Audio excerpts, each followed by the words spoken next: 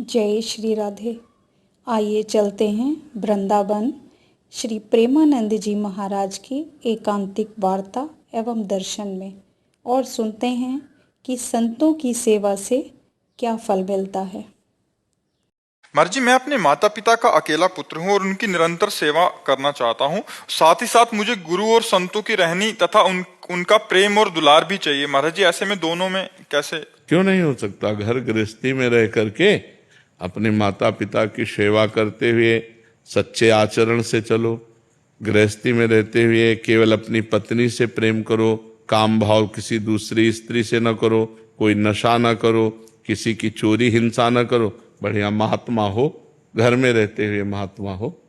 महात्मा का मतलब केवल लाल पीला कपड़ा पहन लेना ही थोड़ी होता है, आचरण होते हैं। अगर आचरण नहीं है तो कालनेमी है। कालनेमी ने भी तो साधु रूप धारण किया। जिसके जीवन में आचरण सही नहीं है, जिसका उद्देश्य सही नहीं है, जो पवित्र नहीं है, तो फायदा क्या?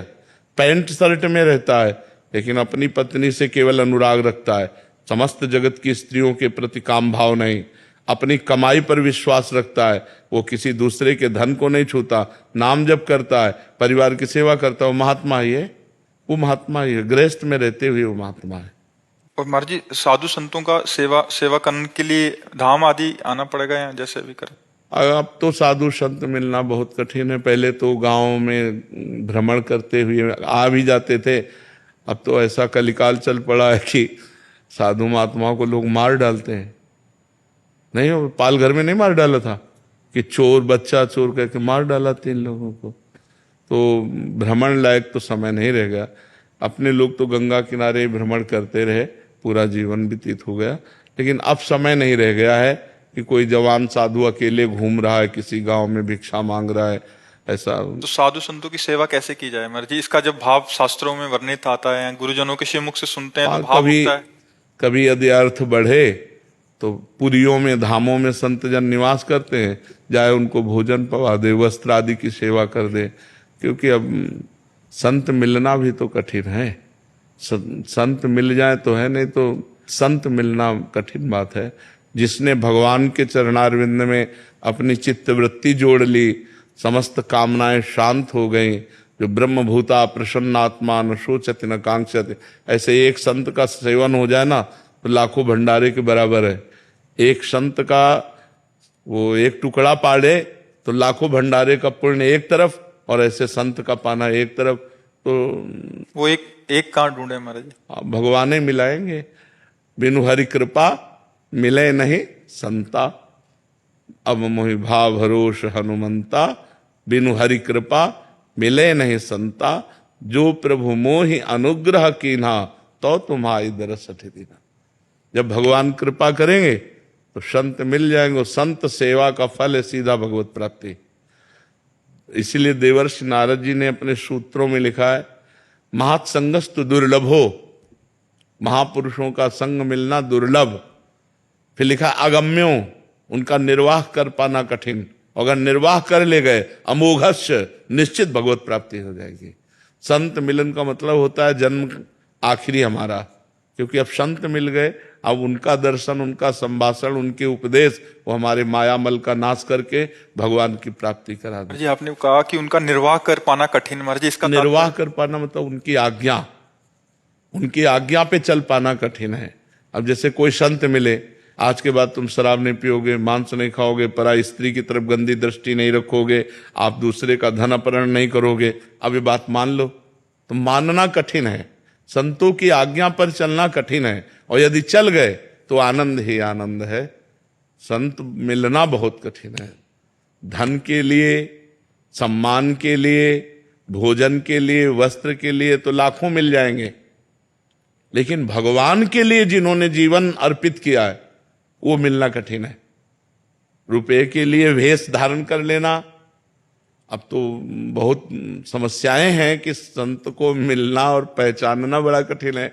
जो धर्म विरुद्ध आचरण करे, जो धन की आकांक्षा रखे, जो शरीर मान की आकांक्षा रखे, वो संत है, सवाल नहीं उठता। संत तो बहुत अलग चीज होते हैं, पर भगवान की कृपा से संतों का मिलन होता है। सबसे सरल पहचान संतों की है, जिनके पास बैठने से दुर्वासना का नाश होने लगे, जिनके दर्शन से हृदय में शांति मिलने लगे, और जिनके पास बैठने से हमारे हृदय में भगवान से प्यार उत्पन्न होने लगे। ये बाहरी लक्षण संतों का है। और तो शास्त्रीय लक्षण तो बड़े दिव्य दिव्य है। निर्माण मोहा जित संग दोषा अध्यात्म नित्या विनिवृत्त कामा द्वंद्व विमुक्ता सुख दुख संगय। संत कभी ऐसे मांगते हैं? कभी नहीं। मर जाएगा लेकिन ऐसे नहीं करेगा। रुपए के लिए, रोटी के लिए आज्ञा है।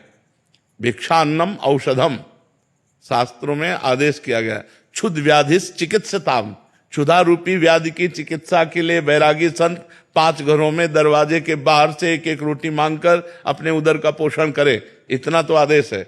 लेकिन रुपया के लिए हाथ पसार दे, ये हमारे सिद्धांत में, संतों के सिद्धांत में नहीं। और यदि ऐसा है तो वो संत नहीं है। अध्यात्म कभी बिकता नहीं, और जो बिकता है वो अध्यात्म होता नहीं, अध्यात्म का नाटक होता है। कभी ऐसा नहीं।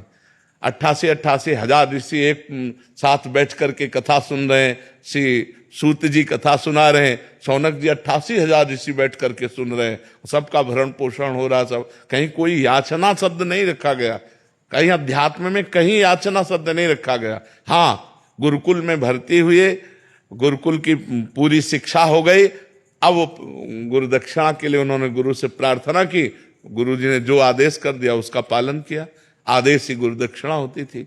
पकाया ऐसा कभी, ये कभी नहीं। संत कभी ऐसे नहीं। अगर ऐसे है तो कच्चाई पे है, सच्चाई पे नहीं। सच्चाई पे जो होता है लुटता है वैभव उसके चरणों में, क्योंकि महावैभवपति भगवान का चित्त में चिंतन कर रहा है। चाहे वो भिक्षा मांगते हुए नजर आवे, चाहे वो राजा महाराजा की तरह रह रहा हो, दोनों में समान। अम्बरीश जी चक्रवर्ती सम्राट हैं और महान भगवान के भक्त हैं। ज्ञानियों में श्री सुखदेव जी के गुरु हैं जनक जी, और राजा हैं।